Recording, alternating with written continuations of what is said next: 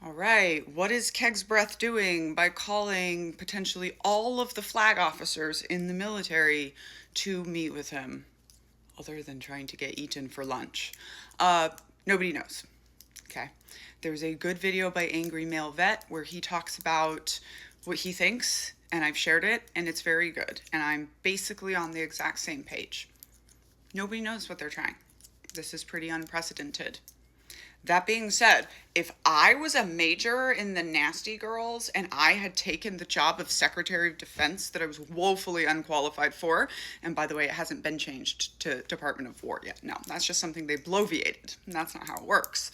So if I was the Secretary of Defense that was woefully unqualified, I would not want to be in a room with 800 generals and admirals who have dedicated 30 plus years of their life to this nation.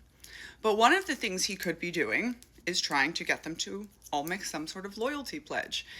And that is almost certainly going to fail really, really miserably.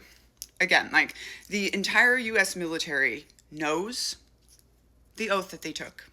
They know that they have the right to say no. And they know that our oath is to the Constitution, not to a specific president. And that is part of being in the military. And that's not something that's just going to easily change. And as Angry Male Vet said, even if somehow all 800 plus of these men and women pledge an loyalty oath, the rest of the military isn't going to do it. Everyone's not just going to go along. There's no reason for that. You might honestly see some sort of pushback from the military if that's what they're trying. And I just want you all to remember the part where I said on November 6th that he is going to try, 5th, 6th, that he is going to try to test every check and balance of America. And this is part of it, probably. Nobody knows what it's for. So all of the creators that are going to speculate that you're going to watch, they don't have access. They don't know. Everyone knows the same thing. I know the same stuff that you all know right now, that he called all the people in. Like I said, I don't think any kind of coup or loyalty oath is going to go well for the people trying to do it. But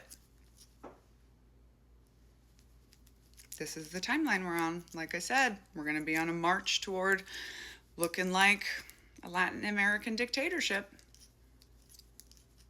And growing up in those countries, I know what it looks like. I know that it's scary what's going on in America right now, and I know that I should probably acknowledge that to all of you more. But also, I did not grow up in white stable democracies with any concept of any freedom. The thesis of being an American is that when a tyrant comes and tries to take away your inalienable rights, you go to war against your government. And this is another thing that Angry Male Vet said, like, oh, they really try some stuff? Okay, quit your job and come to Washington, D.C. I will meet you here, all of you, and we will go march on the White House.